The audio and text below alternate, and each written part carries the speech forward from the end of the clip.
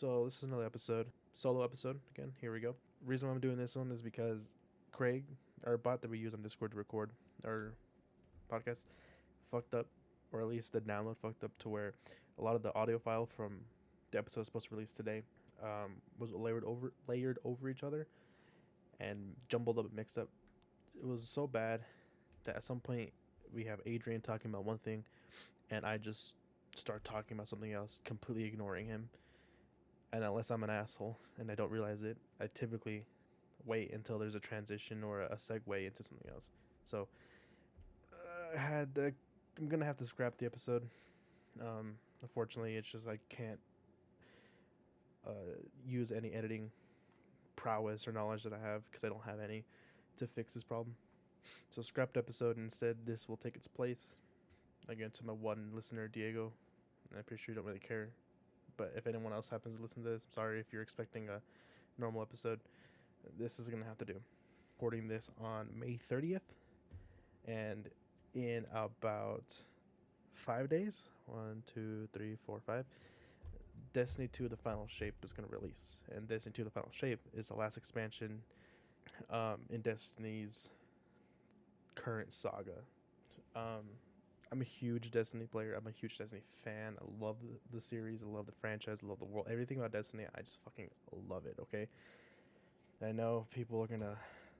I've actually been criticized and almost laughed at for loving the game, for playing the game. I don't know. I guess at some point it was okay to play Destiny 2 or early 2015 or something, whenever it was acceptable. And then if you play it past 2017, and everyone just laughs at you. Hey man, this game can still consistently hits like top 10, top 5 on Steam charts for player count, like daily, weekly. Like it's still got a good player base. Okay, so don't come at me with this criticism about liking this 10-year-old game. Okay, shut up. Anyways, I started playing Destiny 2. Destiny 2 came out in 2017. I picked that up day one.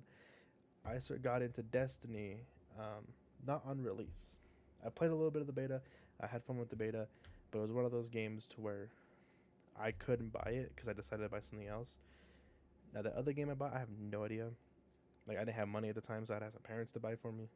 And it was one of those I couldn't ask for Destiny because there's another game that came out, and they wouldn't buy me two games at the same time, especially because these games are like $60-$70. So fortunately, I didn't get into it right away, but I didn't wait too long to get into it. So Destiny 1 released in September 9th, 2014. Damn, that's the longest time ago. Right before my birthday, too. So I'm pretty sure I could have got it for my birthday. I definitely didn't play it until The Dark Below, which is its first expansion. Came out December 9th, 2014. So I think in January or February. That's when I think my friend just gave me the game. He gave me the disc. He's like, I don't care for it. I don't like it. Here, you can have it. So fuck, say less. Got it, downloaded it, played it with my friend Nick. Shout out to you. Minor fan, Nick, because I don't think you've listened to the episode in so long. We played it, and since then I've been playing. I did take a little bit of a break. When Forsaken came out, let me look it up, because I played a lot of Forsaken when it came out. The thing is, I stopped playing it when the story wrapped up. I didn't play much of the seasons, like the Black Armory, Season of the Drifter, like any seasons that came out after Forsaken. But I got back into it when they released Shadowkeep. So Shadowkeep came out in 2019. Forsaken came out in 2018. So I basically took a year off. Yeah. I played a lot of Forsaken when it came out 2018. Didn't play a lot of the seasons in the year of Shadowkeep or Forsaken, and then I played a lot of Shadowkeep. Maybe took a minor break, played a lot of Beyond Light. Okay, so I'm on and off again Destiny, especially because I mean having a yearly expansion there, or sometimes in the year where the gameplay just kind of dips and takes a lull and kind of gets a little boring, a little stale. But typically that's like the second, third season of the expansion. Then the fourth one really gets you hyped for the next DLC, and then the expansion comes out and you're just really hyped. So it's a lot of like reverse bell curves where it's a lot of ups but a lot of downs too, and that's fine. I'm still a huge Destiny fan. I love the gameplay of it. I love the world, the lore. They put a lot of care into the game and the story. I mean, it's not the best like narrative driven game. Like if you're playing it for just for the story experience, it's probably not a good game to get into just because it's not straightforward just telling you a story. It's very much you kind of have to piece it together yourself, and then once you think you've pieced it together, then you got to go to YouTube and just look up, I don't know, like a guy named My Name is Bife, and have him explain the lore to you, because that's basically what I do. In fact, as a recording to today, so again, Thursday, May 30th, recording this today at work, I downloaded a bunch of My Name is Bife videos because he's a really he understands the lore a lot better than I do, and I just listened to him explaining kind of like the motivations of the main antagonist, which is the Witness. So if you're looking for a narrative game where it just tells you a story, this is not a game for it. But I mean, I think the gameplay loop is fun. The gunplay itself is really fun, and since it is a looter shooter, there's always striving to just get better gear. Like just now, we just finished recording an episode of the main show, the flagship podcast, that will drop in 2 weeks from now. We're on a delayed release schedule now, and we finished recording that, and in our little exit pleasantry thing, I was playing Destiny 2. There's a legend lost sector. There's a specific chess piece that I wanted that came with today's specific legend lost sector mission, and I grinded that. Grind is not the good word. I played it like 5 or 6 times, and it's a pretty difficult mission, but I was able to. It's actually the first time I completed a legend lost sector, so that was really cool. Played it like 5 or 6 times. I think the 6th time, or the last time, I mean, I stopped playing once I got what I needed. The last time, I got the chess piece I wanted that fits with the build I want to make for my hunter. The grind was fun. Replaying the mission was a lot of fun.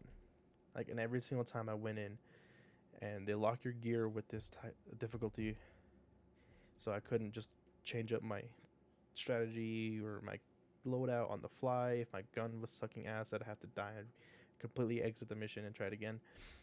So every single time I went to the mission I loaded in, I kind of switched up my loadout, and every single time it was fun, and I found a way to win.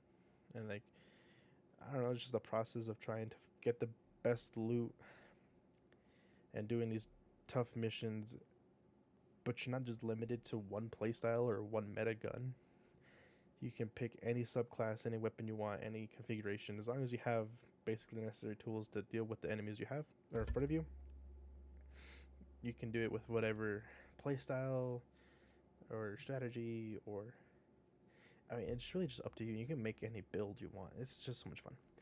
Look, I'm so hyped for the final shape to come out. That's the motivation of recording this episode. Is the final shape comes out in 5 days. I'm really excited. When I got into Destiny, I was immediately told, oh, come on, that Destiny was supposed to be a 10-year game. And what that means, Destiny was released, and development for the game to expand it and to make it better, future support contract was under contract for 10 years. That means Bungie had to support the game for 10 years, which meant expansions and all that stuff, which is basically what ended up happening. Even though they made Destiny 2, they were kind of forced to make Destiny 2 because Activision. But if you let's just lump Destiny and Destiny 2 together. It's the world of Destiny. Released in 2014, September. The last expansion comes out next week, June 2024. So that 10 years, we're getting that 10-year mark right now. So the original plan was to make it 10-year game. The final shape is the culmination of the 10-year plan that Destiny was originally thinking of when they made Destiny 1. I don't know if I said Destiny or not. I meant Bungie. Bungie had a 10-year idea, and this is the culmination of 10 years, right? So, and at this point, I've been playing Destiny for the better part of 9-10 years. I'm invested, to say the least. And to have the last expansion be so close, and to know the main story that they've told and how it's changed over the years. The first third of it, I mean, you could break the story up into like 3 or 4 parts. Part one was good versus bad. Light was good. The darkness was not. That's it. Cut and dry. That's what you do. Every single thing you fight is part of the darkness, and you're part of the light. Boom. That's it. And the point where I kind of stopped playing, where I was more often on and off, the story they made was more towing the line, walking the line, the gray area, so to speak, to where the darkness wasn't necessarily evil. It was just the counter to light. The same thing with the light. Light wasn't necessarily good, just a counter to the darkness. So at this point in the story, we kind of meshed together, the light and dark, and got more powerful. Okay, cool. In this last section, last chapter, last part of the saga, is us defending against the main antagonist versus the witness, which I think is a really cool design for a character. If you have time to look up what the witness is, look it up. I think it's an interesting design, and his voice acting is honestly menacing. They just released a trailer not too long ago, the launch trailer for the expansion, and he has some voice lines in it, and it's honestly, like, for the first time in Destiny, there's an antagonist that does feel threatening. For the most part, every single villain they had was just kind of there, because at this point we became so powerful that we felt like gods. But now fighting this villain and hearing him talk and how he acts, I'm like, it's a real threat, and it's kind of scary.